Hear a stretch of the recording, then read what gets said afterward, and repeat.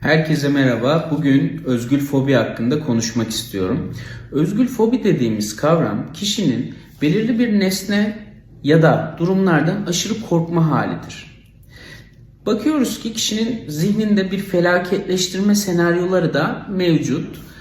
Mesela yüksekliği düşünen bir kişi için ölme ya da yaralanma, yükseklikten düşme düşünceleri sürekli beynin içerisinde dolaşmaya başlıyor.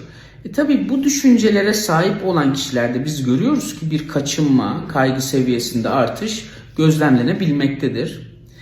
Nedir bu özgül fobi çeşitleri? Yine kan korkusu olabilir, yükseklik korkusu olabilir. Belirli türde hayvanlara yönelik korkular ortaya çıkabilir. Uçak korkusu olabilir. Burada biz yüzleştirme, maruz kalma terapisini önemli buluyoruz.